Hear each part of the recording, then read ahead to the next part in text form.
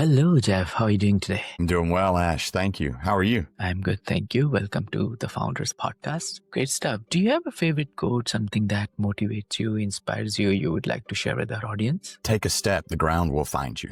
Let's take a step. Take a step. Yeah. It's in 2025, it's so not normal to expect from somebody that they will kind of take a step forward with all the caveats going on. So I think that's quite relevant right now. Okay, great. So Jeff, imagine you're in a room full of founders, early stage builders. You walk in, you have the mic in your hand, you have the stage for yourself, and they're looking at you with curiosity, saying, "Who is this handsome chap walking on the stage? Spotlight is on you, and you got a couple of minutes to tell them your story and tell them why they should stick with us for the rest of the..." What would you tell them? So my question would be, my hook would be, what if we thought of our businesses like a person? What I mean by that, I guess people love stories, right? So instead of trying to explain my why, I'll tell a story. November of 2023, my business started to deteriorate in May of 2022 when interest rates in the States rose. And it continued to decline. My business is tied to the real estate market. When the real estate transactions go down, of course, my business goes down. And I had 29 employees, and I cared dearly about all of them. So I had to figure out what to do. And the first thing I figured out was that I was afraid and I was going to hide. So that's what I did. And I knew that I had to let people go. I knew that we couldn't continue our payroll in operating as we were. So I started to borrow money. And instead of having difficult conversations, I borrowed money to continue to pay people and to continue to try to save jobs, thinking that, okay, well, this will be short-lived. It'll turn around, interest rates will go back to normal. People will start buying again. People will start selling again. And I continued that for over a year, and then realized that waiting was adding pressure. It was adding cost. It was adding, I didn't know at the time, but the emotional damage that was coming was going to be far greater than if I had just had the difficult conversation. And the sooner you face the hard thing, the more control and the more dignity everyone keeps. So as I'm approaching, as my runway is getting shorter and shorter, and interrupt me at any time, Ash, if you have a question. As my runway is getting shorter and shorter, I'm approaching the day that I have to do something about this. And I was like, oh my gosh, what am I going to do? First I have to pick people. So it's like picking your favorite kid. Although I do have a favorite kid. My youngest is my favorite. I committed to saying that every time I got on the air. He asked me if I would. So now every chance I get, I say that he's my favorite. Okay. So I had to pick people, which is a horrible feeling. I had to pick jobs that we had to eliminate. And I was like, well, how am I going to do this? I've got to tell these people back to back to back. And there were people that we had recently hired that I wanted to keep, people that we'd had that were longer tenure that I didn't want to keep. And then I realized, okay, well, I'm really trying to treat these people with dignity and with care. And I have 3 simple rules that I live by, and there's some history behind that. But my rules are: don't die. That's first rule. So that's important. And be kind. Just be kind. It doesn't take a big effort. Just be kind. And then do the right thing. So I started going through these rules. I was like, okay, well, don't die. I'm not going to kill anybody.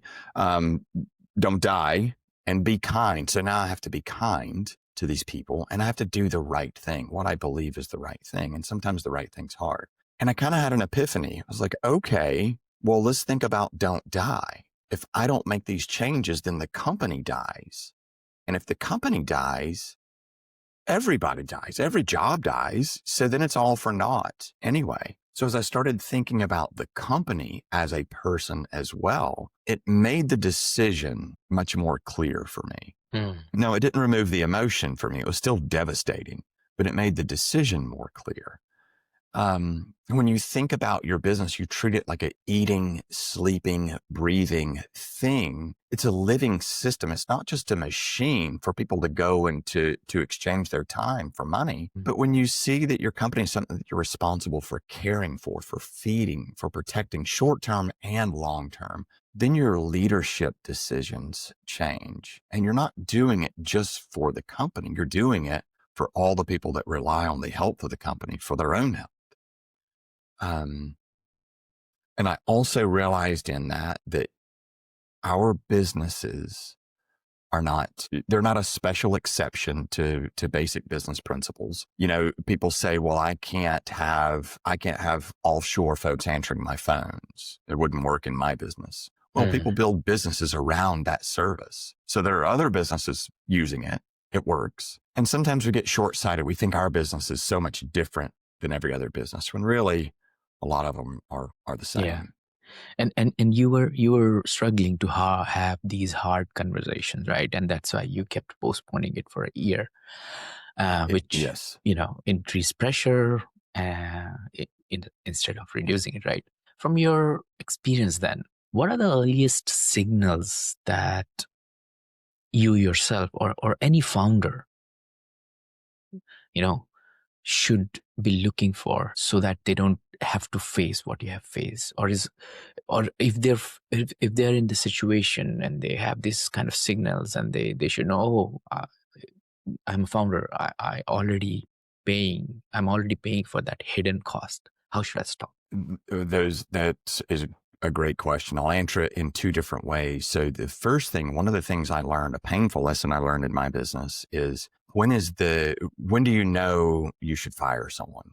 And the answer to that, if you really get down to your core, get down to your soul, the answer to that is when you first start thinking about it, because there's a reason behind that. And to answer your question directly, there are all these things that we kind of put our head in the sand about. Like, I was borrowing money, Ash, but I didn't want to look at how much. And this sounds as dumb coming out of my mouth as it does hitting your ears. I realize it.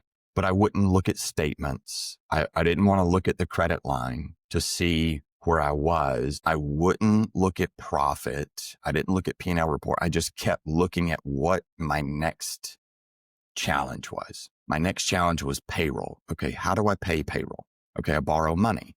All right, now how do I pay the contractors? Well, I borrow money. Okay, now how do we get tires on one of the vehicles that we have? That's $1,200. Well, put that on a credit card. You figure it out. So I was doing all of these things and not really looking at the root problem. And what I ultimately did is I sat down on a Saturday morning. It was like 4:00 in the morning. I couldn't sleep. And I sat down on like a Saturday morning and took an Excel spreadsheet and went through my P&L in QuickBooks Online and put numbers into my Excel spreadsheet all the way down to like the $9.99 I was spending on an app on my phone, all the way down to those little expenses. And it took the better part of the day. Then I realized what my cost was. Then I realized the garbage I found in that I was paying for my ex-wife's phone bill. I mean, there was so much stuff in there that I just was just paying. Yeah. And what did you observe happening to the organizational culture when hard conversations are repeatedly postponed? I mean, you have gone through it, right? You must have experienced what was going on in the organization, what people were talking to each other when they look at you, meet you, or get those kind of signals. Oh, something is happening. Maybe this company is closing down, right? Performance. Does that performance remain strong, or what was going on there? Oh, wow. That's a really good question. And I have the benefit of having been through this before in a previous corporate life. Probably 25 years ago, I worked for Georgia Pacific and we went through a series of layoffs. And one thing I learned from that series of layoffs is that it would happen on Friday. It was usually anywhere from 10 to 20 people. They were called in to the conference room. They were all let go at once. They had someone at their desk with a box. They packed their stuff up and they left. That happened one time. And then about a month later, it happened again. So that set the precedent that it was going to be this slow, arduous process. So every Friday, we all worried about it, talked about it, we kind of joked about it. But as time went on, we knew that the cuts continued to happen. Well, they didn't cut deep enough the first time. So I used that experience to really cut once and cut deep. And after I did it, and it was horrible. To say that it was like one of the worst things ever is an understatement, but it was horrible. And after I did it, I had all the employees in the conference room and I got brutally honest. I went through the financials. I went through what I borrowed to save the company. I went through what the plan was to start paying the money back. I went through what our profit was. I went through what our profit was forecasted to be if the market continued to decline. I went through how long the runway was if it really got bad and we had to borrow money again. And then I went through the jobs. Here are the jobs that are left. We cannot operate with anything less than this. And I tried, I guess, really what my goal was is to show them everything. So if someone wanted to leave or if someone was uncomfortable, they had all the information.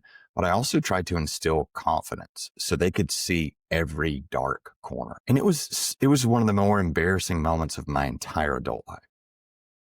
And as a founder, then we often kind of believe we are being kind by postponing the difficult situation. You did that. You've I gone through did. the situation. When does and maybe these are not the right word to ask, but I don't know what other words to use.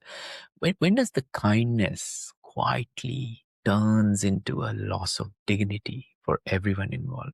Now that I don't know.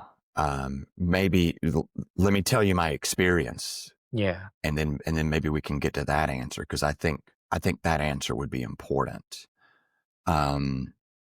What I had to come to terms with is I thought I was being courageous. I thought I was being kind. I thought I was doing the right thing. That's what I told myself on the surface. But the reality is I was being a coward. I was hiding from a conversation that I knew I had to have, and I was finding reasons not to have it. And a difficult conversation never gets easier by avoidance. To what type of decisions reveal most clearly whether founder truly sees the business as something they are accountable for, not just operating? I would say probably your decisions around people. I think that we all get very sensitive around people in that we tolerate underperformers, we tolerate mediocrity, we tolerate things in one employee that we might not tolerate in ourselves or might not tolerate in others. And I think that we do that because it's easier. We do that because we avoid a difficult conversation. We do that also as founders, and I'm speaking for myself, but I think a lot of people would identify with this. We do that because we're scared that people won't like us. And by tolerating poor performance, tolerating mediocrity, that runs the risk of tainting the pond, so to speak, or poisoning the well, however you want to look at it. And then that affects the rest of the organization. And when you allow that risk of the rest of the organization to be affected, then that affects everyone's job, everyone's livelihood. And I think that's one of the big things that I see in founders, entrepreneurs, owners, is they allow these behaviors to continue. And this is a dilemma for every founder, right? If you delay letting people go who is affecting the performance and the growth of the organization, you're basically hammering your own feet from a business sense, right? And if you're not delaying it, you have not. Delay has a different kind of definition in every founder's journey, because some businesses need people on board for a longer time to evaluate how they're performing, how they're helping the business to grow. Some businesses really quick you can figure out, okay, this person is adding quite a lot of value now. We need it for the growth of the business. One thing which I really, really like about your perspective is you talk about seeing a business as a living system, which is a very different perspective. And I have interviewed like 150 top entrepreneurs till date in last 3.5 years. Nobody has shared that with me before. So I am quite intrigued by this idea. Can you point to a real situation where treating the business as something to be cared for rather than exploited led to slower growth initially? And the reason I'm saying that is, so you have already shared an example of your own journey. Is there an example you can share with our audience, which is maybe not your business, but somebody you have helped and they figured it out with your help, your coaching, that treating a business like a real person, give them these moments of thought, deep thought, that they figure out how to re-establish their performance or the growth, or even get the business into the right direction? Oh my goodness. Yes, I have a recent breakthrough. I have a success story I can share for sure. Sure. One of my clients I coach is an implementer, and he's probably one of the top in the world, I would say. And there's this constant, as an entrepreneur or a founder, there's this constant fear of being gainfully unemployed. Every time you finish a job or finish a contract, you're gainfully unemployed, right? You go and you find the next one. And he's been struggling with just this grind. He's got sessions 5 days out of most weeks and is burning the candle at both ends. And he's like, how do I balance this out? And the struggle was he would do a session, and then when the session's over, he's doing marketing calls, sales calls, doing all of his follow up. I was like, okay, well, what's the goal? Well, the goal is to continue to generate revenue. I need revenue. All right. Well, what's the dollar amount? Let's put it into real terms. So then we put an actual dollar value on it. And I asked him to take a step back. I said, take a step back and tell me if you finish a session and you get really quiet and really still and you go back through that session, do you think you could find some holes that you might not have found in that business while you were in session if you review it? And he said, yeah, of course, absolutely. I said, okay. Well, if you have a session the next day, if you get really quiet the day before and you think about that company, that organization, think about what you have on the agenda for the session, do you think you'll have a better connection with that company the next day and be able to serve them better? I said, well, yeah, of course. So, well, does it stand to reason then that if you increase your service level for these clients, you spend more time on these clients that you currently have, and maybe you change your fee accordingly and adjust that a little bit to compensate for that extra time, then you can focus more on the current business, elevate your level of service with the current business you have, instead of exhausting yourself trying to chase new business when you're tired and not at your best. And he's been working on that for a few months, and it's been a wild success. And it was reevaluating his business, what he offers. And instead of trying to chase next and new, it's sharpening his tools that he has in his toolbox already with the business that's established and the current clients that he has. And it's worked out really well. But it just takes a different perspective. And it also takes a mindset where you're not focusing on the fear of what you have. You operate from a place of prosperity instead of scarcity. Would you be able to give our listeners some figures? Like, you don't have to share exact numbers, but something around the percentage, or some analogy with some numbers. Like, he was doing $100,000 in a month, then he stepped back, thought about it, came up with a new strategy, and now he's doing $200,000 a month. This will just give our listeners an understanding of how much value this particular strategy could bring into your business if you sit down and think about your business deep and get an understanding. Yeah, absolutely. His full year 2024 was the first year he broke $1 million. So he did 1 million, and he's on target he'll do over 1 million this year, not by a huge margin. But in the past few months, he's cut his workload by almost a third. Right. So he's dropping his workload, raising his fees to keep the same revenue and working just as much, but the work is moving the needle. The work is focused. So I'm a little premature in the success story. Time will tell the tale, but ultimately what will happen is as he's serving his clients better, his retention goes up. The marketing dollars that he spent to get new clients for his cost of acquiring a new client is going to go down, because as he continues to service these clients amazingly, then it's word of mouth marketing. It's like, hey, look what this guy was able to do for our organization. I'm sure he can do the same for you.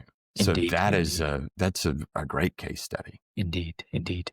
And as we were going through this example, what I've learned, and you talk about it, you talk about maturity and long-term stewardship, right? In this particular example, what I liked about is um, how you help the founder to get more matured in terms of understanding his or her own business, right? The quality, the way, the amount of time this person was spending.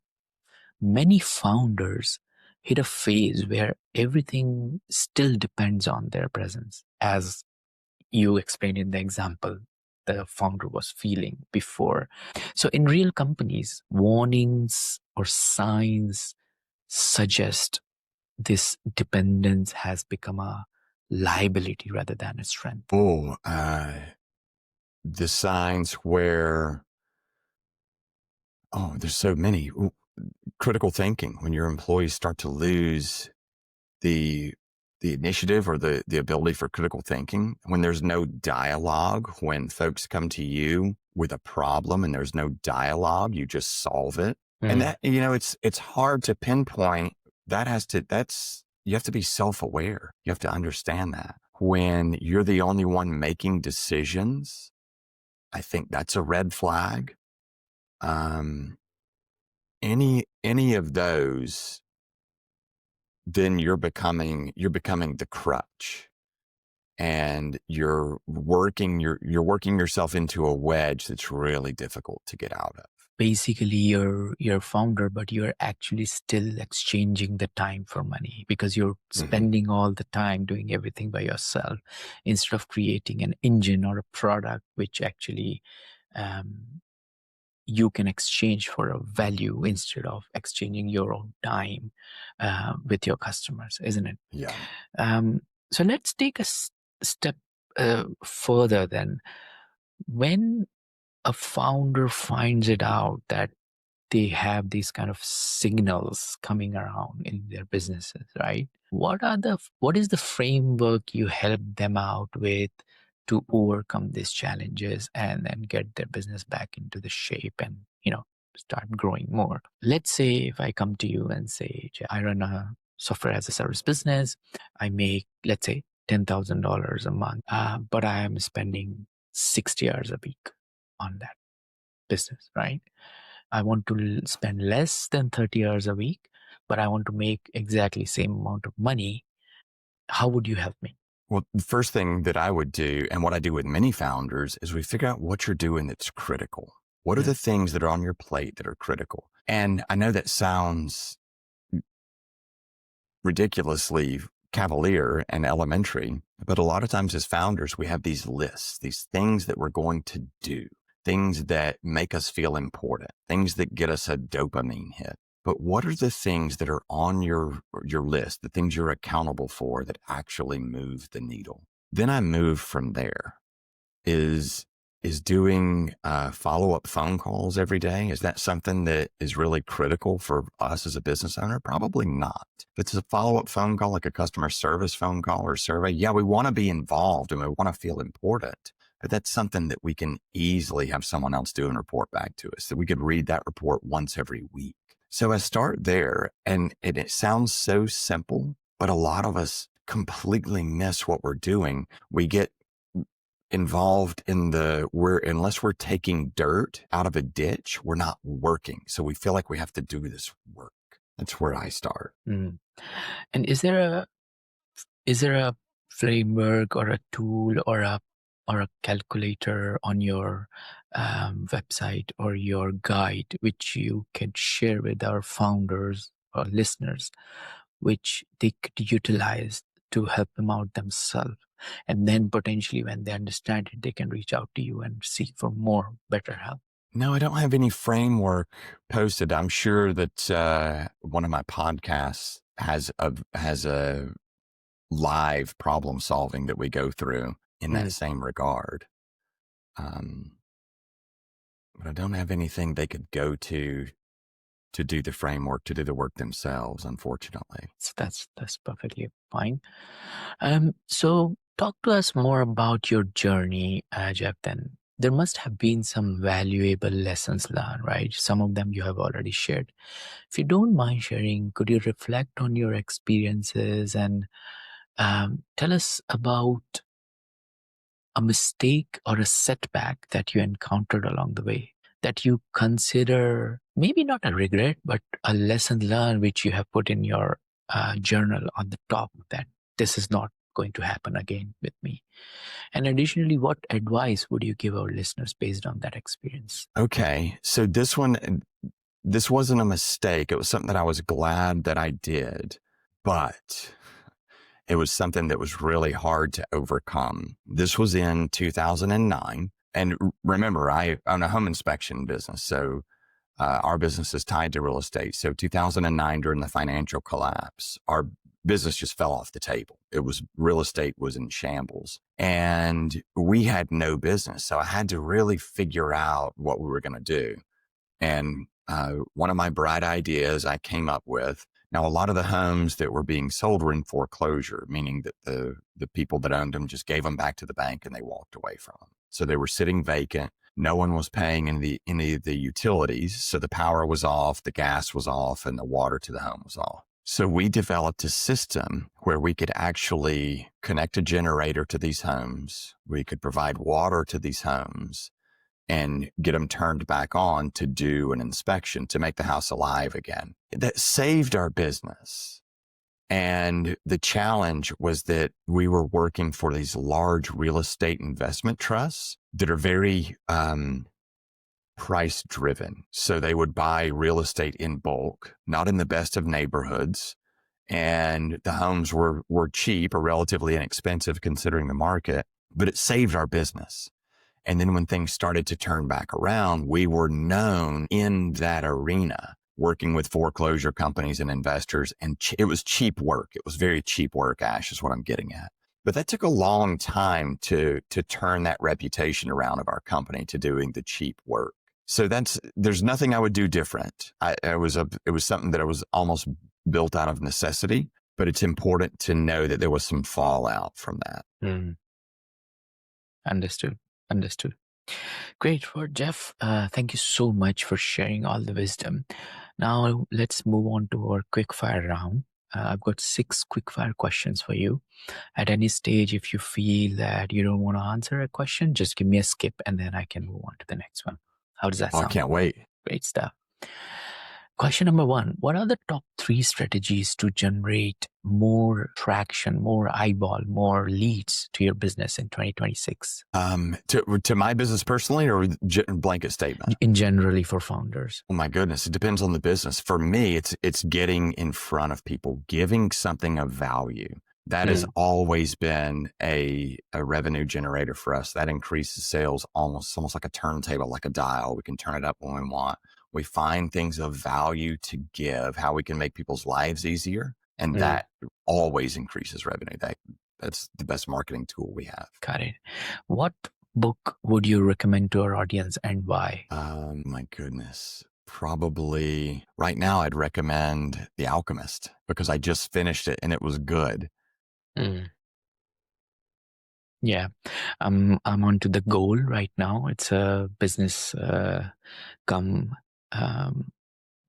fantasy, or not fantasy, fiction book. I don't know if you have ever read The Goal. I think so. It sounds familiar, but I Yeah, can't recall that. yeah, yeah. It's a good one. I'm on all the way midway to it. So once I finish it, Okay. I would let you know how was it.